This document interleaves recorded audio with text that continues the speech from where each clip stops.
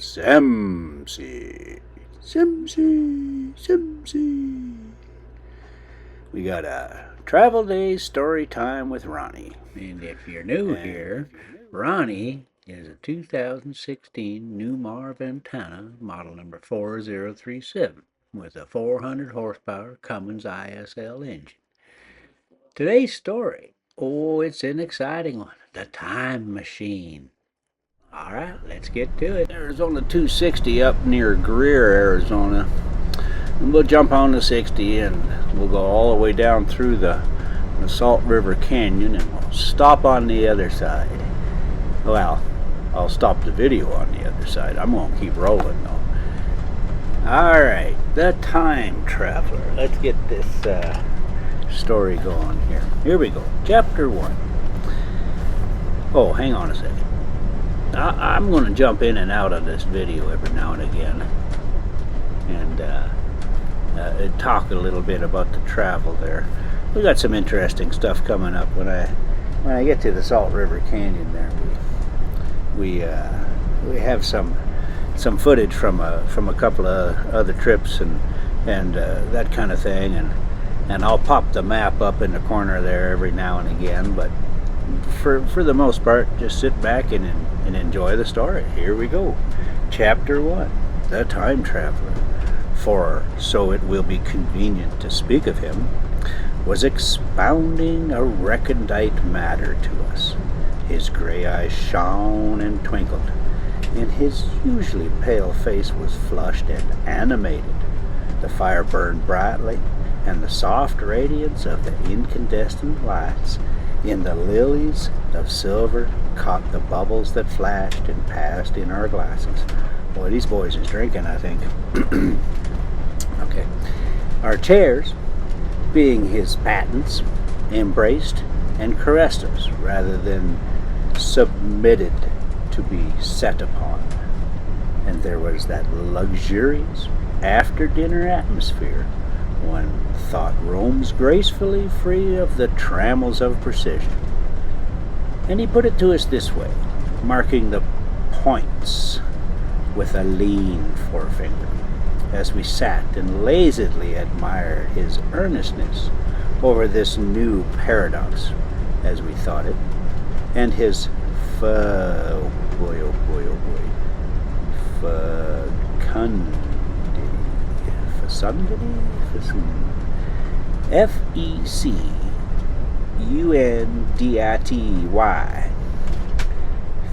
Fecundity. That don't look right. Anyway, we'll have to look that baby up. Beep, beep, beep. Yeah, we'll put in the right word here. If you know the right word, put it in right here. Okay. Moving on. You must follow me carefully. I shall have to controvert one or two ideas that are almost universally accepted. The geometry, for instance, they taught you at school, is founded on a misconception. Is that not rather a large thing to expect us to begin upon? Said Philby, an argumentative person with red hair. I do not mean to ask you to accept anything without reasonable ground for it. You will soon admit as much as I need from you. You know, of course, that a mathematical line, a line the thickness of nil, has no real existence. They taught you that. Neither has a mathematical plane. These things are mere abstractions. That is all right, said the psychologist. Nor, having any length, breadth, and thickness, can a cube have a real existence. There I object, said Philby.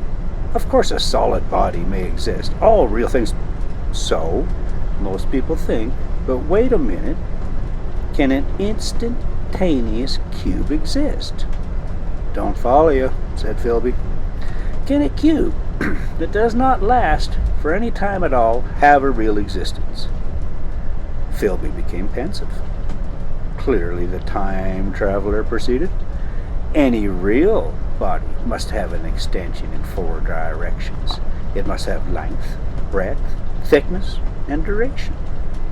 but through a natural infirmity of the flesh, which I will explain to you in a moment, we incline to overlook this fact. There are really 4 dimensions, 3 of which we call the 3 planes of space, and the 4th, time.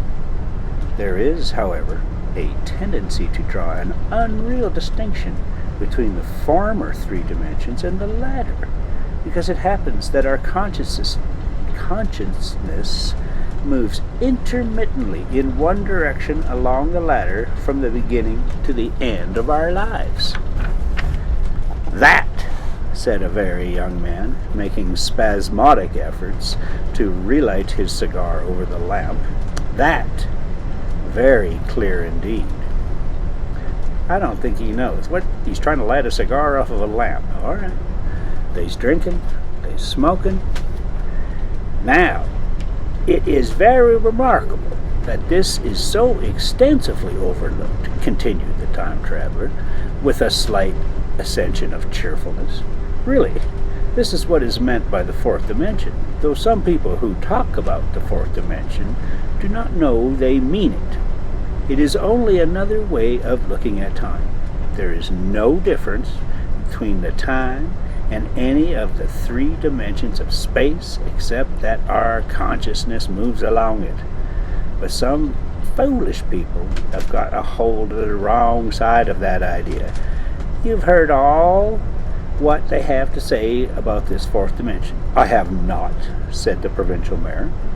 It is simply this, that space, as our mathematicians have it, is spoken of as having 3 dimensions, which one may call length, breadth, and thickness, and it is always definable by reference to 3 planes, each at a right angle to the other. But some, here we go, philosophical people have been asking why 3 dimensions, particularly. Why not another direction at right angles to the other 3? And have even tried to construct a 4-dimensional geometry. Professor Simon Newcomb was expounding this to the New York Mathematical Society only a month or so ago. You know how a flat surface, which has only 2 dimensions, we can represent a figure of 3-dimensional solid, and similarly they think that by models of 3 dimensions they could represent one of 4 if they could master the perspective of the thing. See? I know I don't see. Where are we at on this road? Oh man, we got a long ways to go. I think we're still up on the res. Let me get a closer look here. Yeah, boy, that is just some real beautiful territory up there. Okay. Oh shit, I lost my place. And I didn't swear because this is not for kids here. Okay. If they could only master perspective of things. See? Okay, that's where we is. I think so, murmured the provincial mayor. No. That's not the guy that was lighting his cigar, but nonetheless, he's been nowhere to be found, and all of a sudden he's murmuring away. Here we go. I think so, murmured the provincial mayor, and, knitting his brows, he lapsed into an introspective state, his lips moving as if one who repeats mystic words. Yes, I think so, I see it now, he said after some time, brightening in a quite transitory manner. Well, I do not mind telling you. I have been at work upon this geometry of 4 dimensions for some time. Some of my results are curious.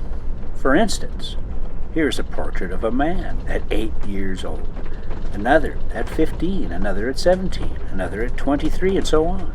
All of these are evidently sections, as it were, 3-dimensional representations of his 4-dimensional being, which is a fixed and unalterable thing.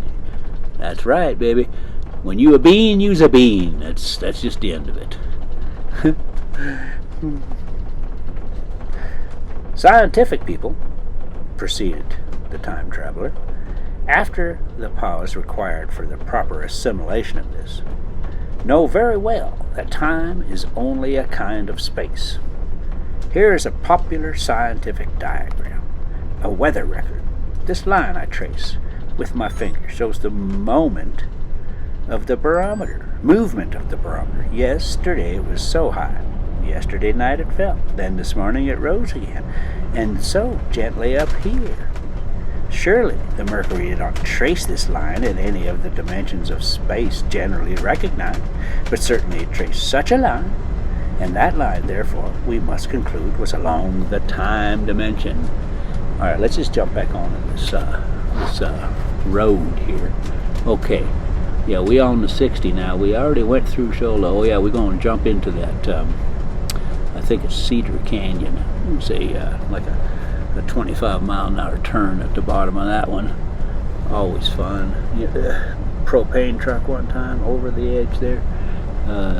Shut down the road for like a week. All right. Okay, here we go now. Concluded. Oh yeah. Okay, the mercury did not trace that line, but it was a line along the time dimension. But, said the medical man, staring hard at a coal in the fire, if time is really only a fourth dimension of space, why is it, and why has it always been regarded as something different? And why cannot we move in time as we move about in other dimensions of space? The time traveler smiled. Are you sure we can move freely in space? Right and left we can go, backward, forward freely enough, and men always have done so. I admit we move freely in 2 dimensions, but how about up and down? Gravitation limits us there. Not exactly, said the medical man. There are balloons. But before the balloons, save for spasmodic jumping and the inequalities of the surface, man had no freedom of vertical movement. Still, they could move a little up and down, said the medical man. Easier, far easier down than up. And you cannot move at all in time. You cannot get away from the present moment. My dear sir, that is just where you are wrong. This is just where the whole world has gone wrong. We are always getting away from the present moment. Our mental existences, which are immaterial and have no dimensions, are passing along the time dimension with a uniform velocity from cradle to grave, just as we should travel down if we begin our existence 50 miles above the Earth's surface. Oh, here's that turn. Yeah, it's that's a nice ride. But, they don't put them rumble strips and all them signs on there for no reason at all. And every time you see the rubber marks all over the barriers there, it's just like, oh, it's like a bumper car game or something. All right, here we go. 50 miles above. If we started our life 50 miles above the Earth's surface, we would certainly move down very quickly. Okay, but the great difficulty is this, interrupted the psychologist. You can move about in all directions of space, but you cannot move about in time. That is the germ of my great discovery. But you are wrong to say that we cannot move about in time. For instance, if I am recalling an instant very vividly, I go back to that instant of its occurrence. I become absent-minded, as you say. I jump back for a moment. Of course, we have no means of staying back for any length of time, any more than a savage or an animal has of staying 6 feet above the ground. But a civilized man is better off than the savage in this respect. He can go up against gravitation in a balloon. And why should he not hope that ultimately he may be able to stop or accelerate his drift along the time dimension, or even turn about and travel the other way? Oh, this, began Philby, is all. Why not? Said the time traveler. It's against reason, said Philby. What reason? Said the time traveler. You can show black is white by argument, said Philby, but you will never convince me. Possibly not, said the time traveler. But now you begin to see the object of my investigations into the geometry of 4 dimensions. Long ago I had a vague inkling of a machine. To travel through time? Exclaimed the very young man. That shall travel indifferently in any direction of space and time, as the driver determines. Philby contented himself with laughter. But I have experimental verification, said the time traveler. It would be remarkably convenient for the historian, said the psychologist. The psychologist suggested. One might travel back and verify the accepted account of the Battle of Hastings, for instance. That's what he comes up with. That's the one. All right. Do you think you would attract attention, said the medical man. Our ancestors had no great tolerance for anachronisms. Anachronisms. I think that's right. Anachronisms. Okay. One might get one's Greek from the very lips of Homer and Plato, the very young man thought. In which case, they would certainly plow you for the little go. The German scholars have improved Greek so much. In which case, they would certainly plow you for the little go. The German scholars have improved Greek so much. Wow, okay. Then there is the future, said the very young man. Or just think. One might invest all of one's money, leave it to accumulate at interest, and hurry on ahead. To discover a society, said I, erected on strictly communistic basis. Of all the wild, extravagant theories, began the psychologist. Yes, so it seemed to me, and so I never talked of it until... Experimental verification, cried I. You are going to verify that? The experiment, cried Philby. Who is getting brain weary? Let's see your experiment anyhow, said the psychologist, though it's all humbug, you know. The time traveler smiled round at us. Then, still smiling faintly, and with his hands deep in his trousers pockets, he walked slowly out of the room, and we heard his slippers shuffling down the long passage to his laboratory. The psychologist looked at us. I wonder what he's got. Some sleight of hand trick or another, said the medical man, and Philby tried to tell us about a conjurer he had seen at Burslem, but before he had finished his preface, the time traveler came back, and Philby's anecdote collapsed. The thing the time traveler held in his hand was a glittering metallic framework, scarcely larger than a small clock, and very delicately made. There was ivory in it, and some transparent crystalline substance. And now I must be explicit, for this that follows, unless its explanation is to be accepted, is an absolutely unaccountable thing. He took one of the small octagonal tables that were scattered about the room, set it in front of the fire with 2 legs on the hearth rug, and this table he placed the mechanism. He then drew up a chair and sat down. The only other object on the table was a small shaded lamp, the bright light of which fell upon the model.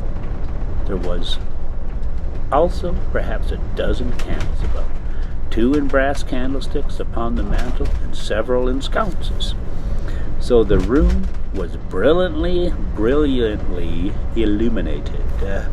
I sat in a low armchair nearest the fire, and I drew this forward so as to be almost between the time traveler and the fireplace. Philby sat behind him, looking over his shoulder. The medical man and the provincial mayor watched him in profile from the right, the psychologist from the left. The very young man stood behind the psychologist. we were all on alert. Oh no, nothing exciting. Just pulling over, letting the people in a hurry go. We're closing in on that Salt River Canyon now. So here we go. It appears incredible to me that any kind of trick, however subtly conceived and however adroitly done, could have been played upon us under these conditions. The time traveler looked at us, and then at the mechanism. Well, said the psychologist. All right, let's take a second here. Oh yeah, okay. So we pulled over at the rest area, at the brake check area at the top of the Salt River Canyon on the what the heck is it, on the east side. And yeah, don't get out of your car there. There's like there's just pee bottles everywhere.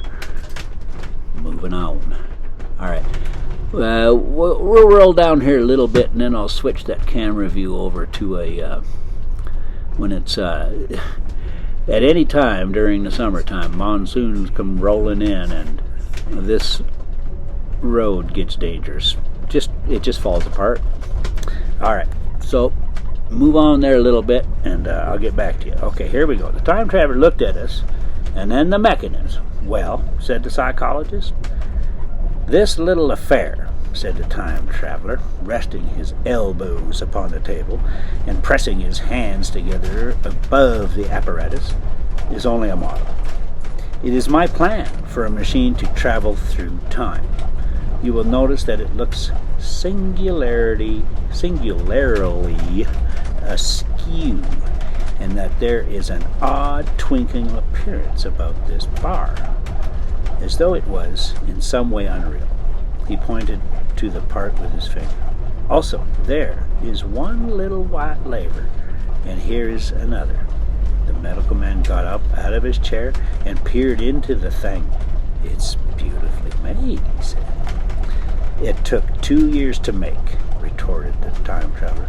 Then, when we had all imitated the action of the medical man, he said, now I want you clearly to understand that this lever being pressed over sends the machine gliding into the future, and this other reverses the motion.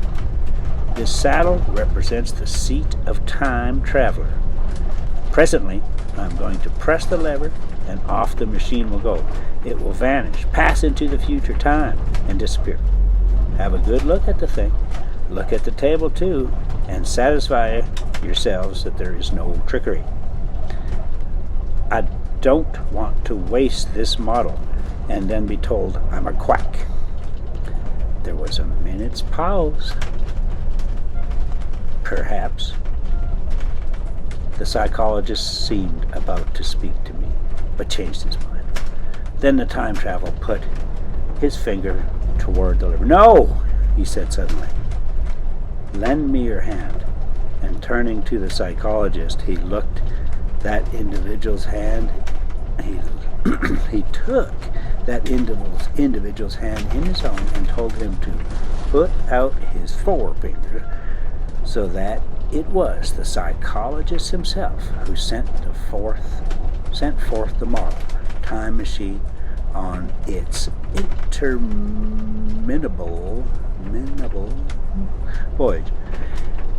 We all saw the lever turn. I am absolutely certain there was no trickery.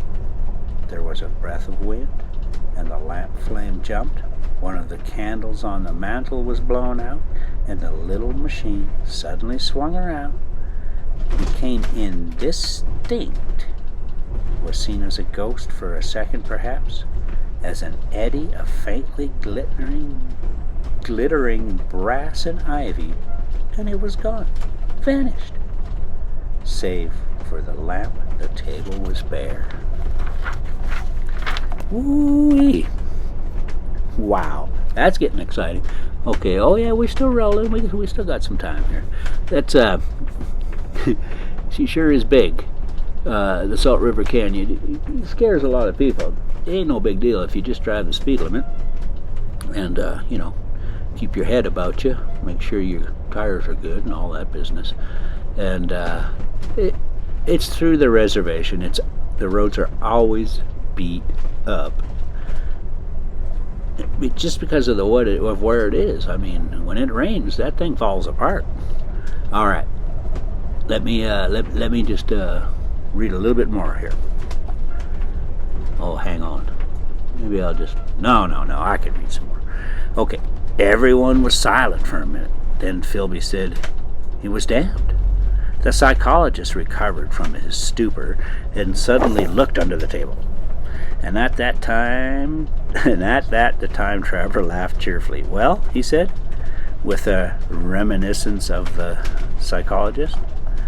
Then, getting up, he went to the tobacco jar on the mantel and with his back to us began to fill his pipe. We stared at each other.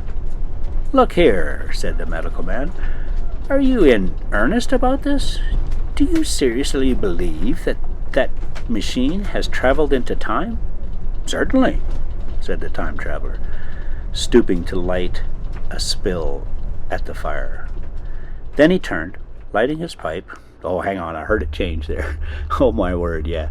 Check that out. So, this is probably the very first video I took in Ronnie, and I only had one mount, so it ended up being on a grab bar as you come in through the door. But it turns out perfect because it faces into the canyon the whole time, and yeah, they've got the road blocked off, and they're letting some people go. But this is, the worst thing you can do is be sitting there. You don't want to be sitting there. So they let us go eventually. And, oh boy, you got to dive around, and I wiggle around and dodging rocks and stuff. And I tagged a few with the Jeep for sure. But I think, I'm going to watch the storms, and I won't do it again. I've been on a motorcycle, go through there, the same bloody thing, and you just don't want to stop. You got to keep going through it. All right, I'll let you enjoy some of that. We'll switch back to the other view after we get to the bottom of it. I'll switch you back to the other view, and we'll go down to the bottom, and then we'll roll back up the other side where I'll throw a view of the scooter on the back there, and you can see how hot it gets rolling up on the other side. Okay, here we go. So, do you seriously believe that machine has traveled into time? Certainly. Okay. He lit his pipe. Then he turned, lighting his pipe, to look at the psychologist's face. The psychologist, to show that he was not unhinged, helped himself to a cigar and tried to light it uncut. "What is more, I have a big machine, nearly finished in there." He indicated the laboratory. "And when that is put together, I mean to have a journey on my own account." "You mean to say that machine has traveled into the future," said Philby. "Into the future or the past, I don't know for certain which." After an interval, the psychologist had an inspiration. "It must have gone into the past if it has gone anywhere," he said. "Why?" said the time traveler. "Because I presume that it was not moved in space, and if it traveled into the future, it would still be here at this time, since it must have traveled through this time." "But," I said, "if it traveled into the past, it would have been visible when we first came into this room, and last Thursday when we were here, and the Thursday before that, and so forth." "Serious objections," remarked the provincial mayor with an air of impartiality, turning towards the time traveler. "Not a bit," said the time traveler, and to the psychologist, "You think you can explain that? It's presentation below the threshold, diluted presentation." "Of course," said the psychologist, and reassured us. "That's a simple point of psychology. I should have thought of it. It's plain enough, and helps the paradox delightfully. We cannot see into it, nor can we appreciate this machine, any more than we can the spoke of a wheel spinning, or a bullet flying through the air. If it is traveling through time 50 times or 100 times faster than we are, if it gets through a minute while we get through a second, the impression it creates will, of course, be only 1/50th or 100th of what it would have been if it were not traveling in time. That's plain enough. He passed his hand through the space in which the machine had been. You see, he said, laughing. We sat and stared at the vacant table for a minute or so. Then the time traveler asked us what we thought of it all. Okay, yeah. Look down in that canyon there. Where are we at? We're gonna... Oh yeah, we be dodging rocks here. There we go. Okay. Yeah, you can. It's starting to. You can see the bottom down there a little bit. All right, let's get back to this story. All right. So he asked us what we thought of it all. It sounds plausible enough. Tonight, said the medical man, but wait until tomorrow. Wait for the common sense of the morning. Would you like to see the time machine itself? Asked the time traveler. And therewith, taking the lamp in his hand, he led the way down the long, draughty corridor to his laboratory. I remember vividly the flickering light, his queer, broad head in silhouette, the dance of the shadows, how we all followed him, puzzled but incredulous, and how there, in the laboratory, we beheld a larger edition of the little mechanism, which we had seen vanish before our eyes. Parts were of nickel, parts were ivory, parts had certainly been filed or sawn out of rock crystal. The thing was generally complete, but the twisted crystalline bars lay unfinished upon the bench beside some sheets of drawings, and I took one up for a better look at it. Quartz, it seemed to be. Look here, said the medical man. Are you perfectly serious, or is this a trick? Like that ghost you showed us last Christmas. Upon that machine, said the time traveler, holding up the lamp aloft, I intend to explore time. It's that plain. I was never more serious in my life. None of us quite knew how to take it. I caught Philby's eye over the shoulder of the medical man, and he winked at me solemnly. Woo! That's chapter 1. That's chapter 1. So, he proved it. He's told them he's going to do it. And they don't believe him, and they think he's nuts.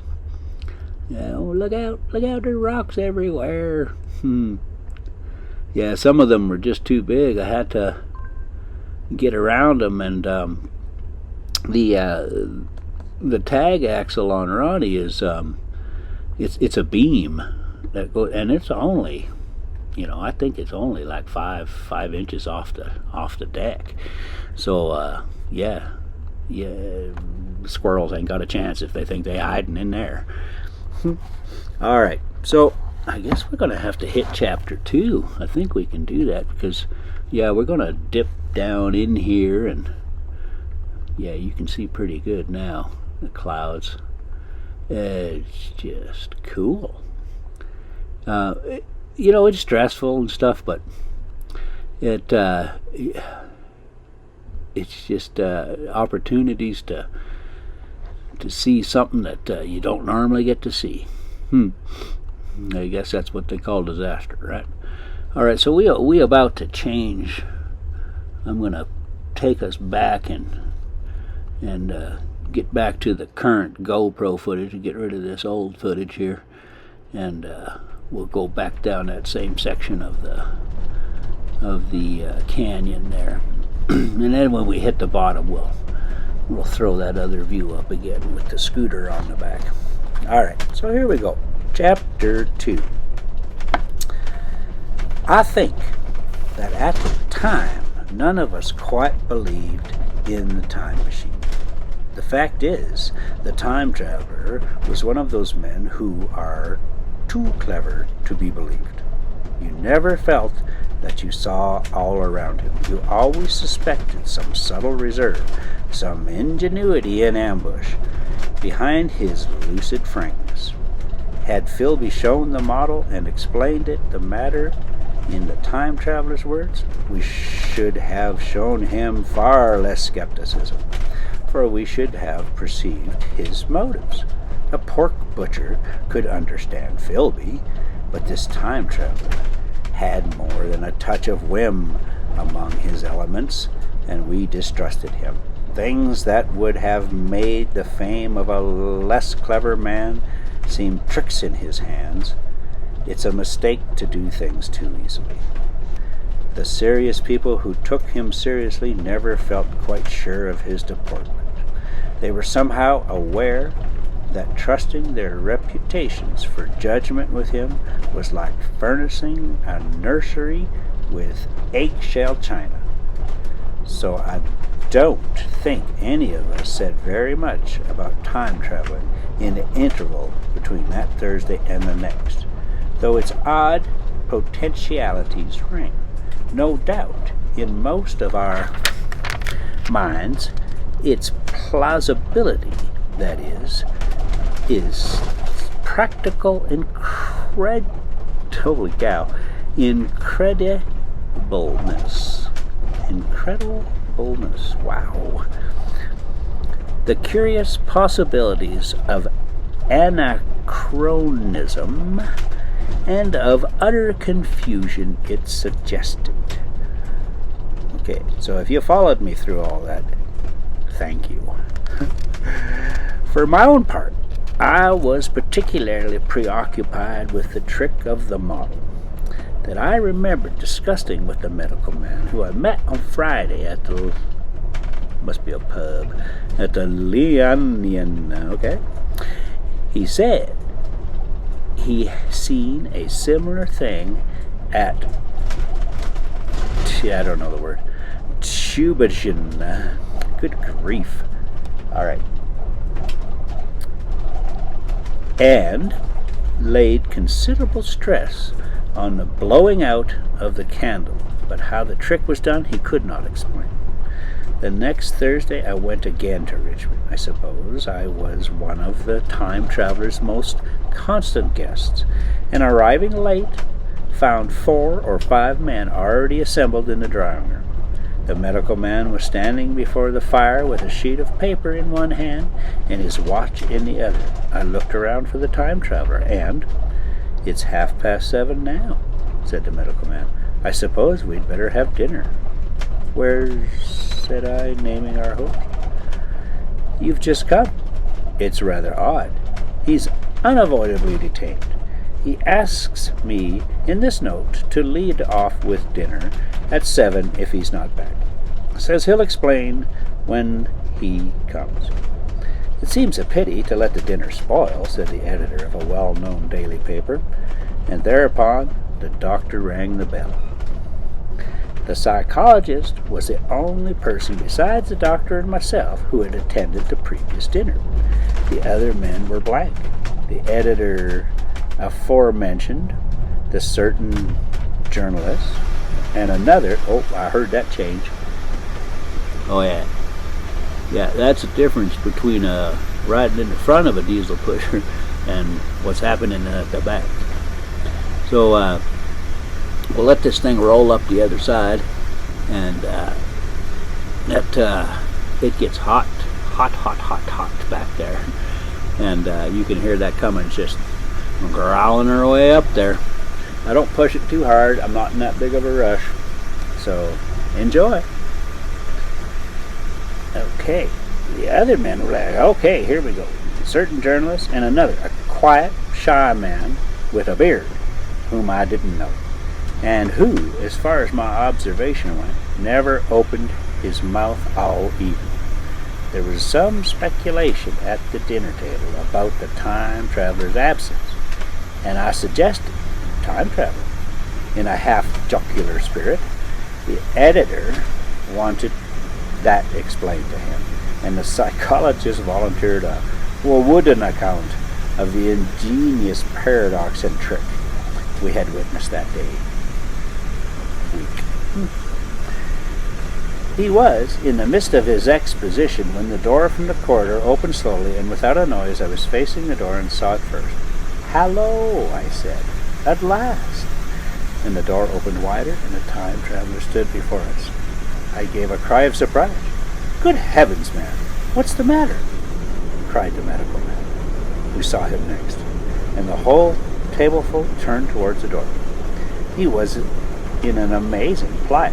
His coat was dusty and dirty and smeared with green down the sleeves, his hair disordered, and, as it seemed to me, grayer, either with dust and dirt or because his color had actually faded.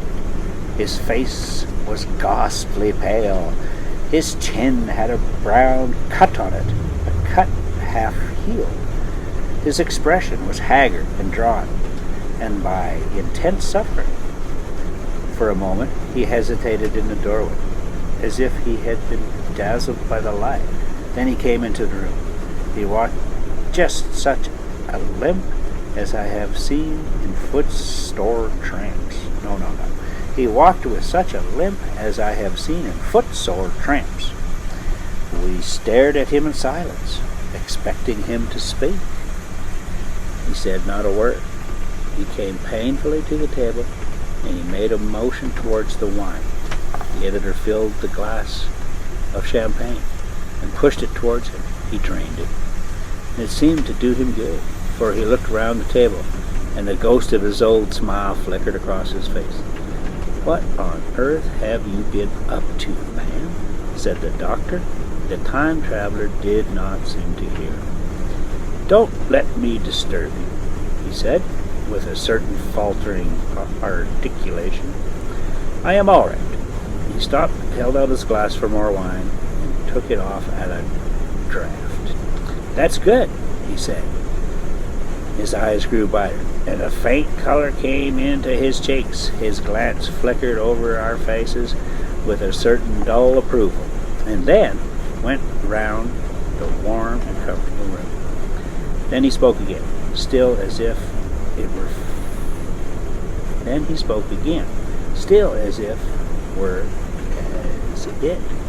feeling his way among his words. Boy, isn't that something?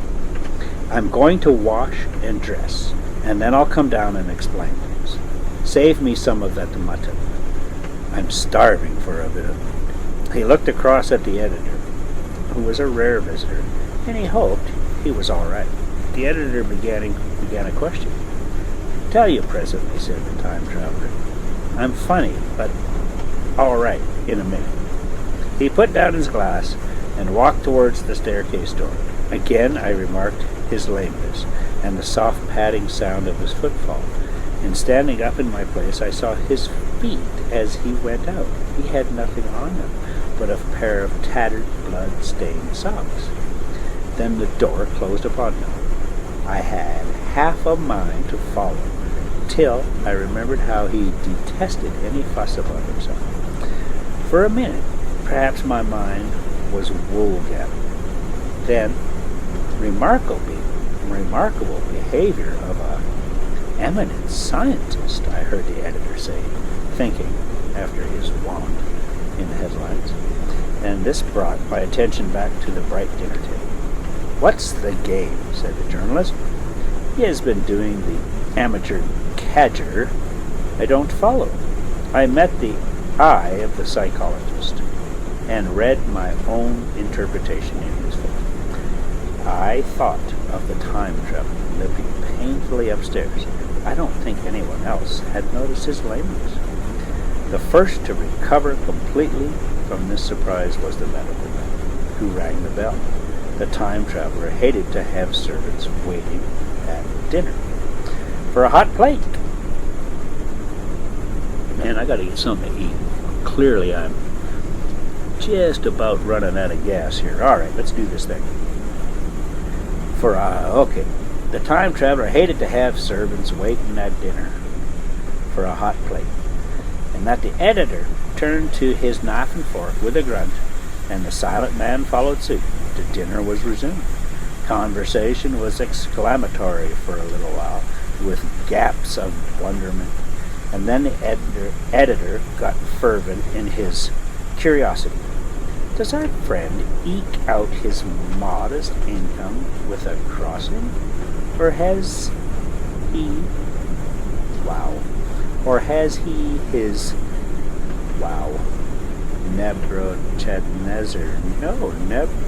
Nebuchadnezzar phrases? Wow, man, I got a lot of stuff to look up. Somebody, Nebuchadnezzar. What the heck is that? What does it mean? I'll have to figure that one out. I feel sure it's this business of the time machine, I said. I took up the psychologist's account of our previous meeting. The new guests were frankly incredulous. The editor raised objections. What was this time traveling? A man couldn't cover himself with dust by rolling into a paradox, could he? And then, as the idea came home to him, he restored to caricature.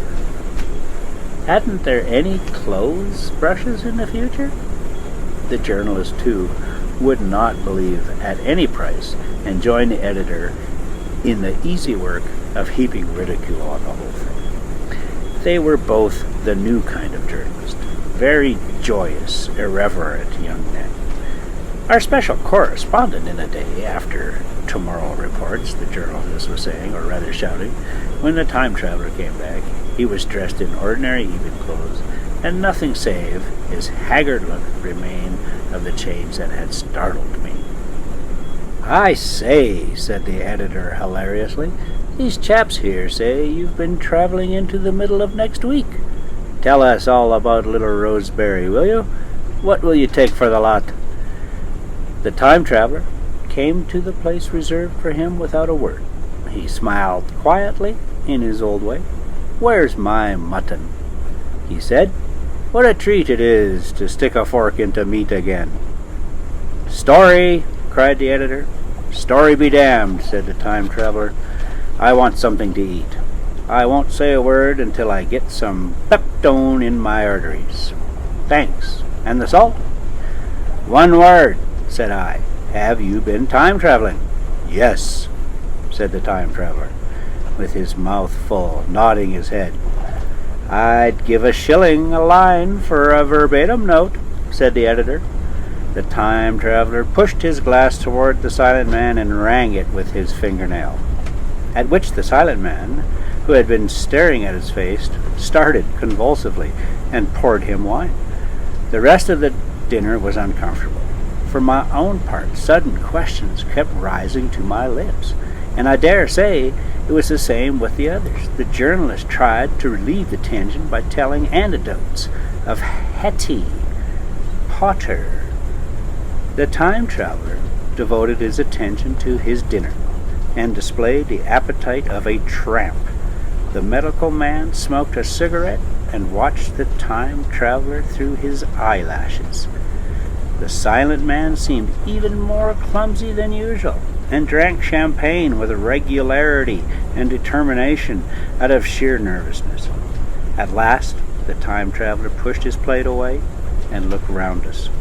I suppose I must apologize, he said. I was simply starving, and I have had a most amazing time.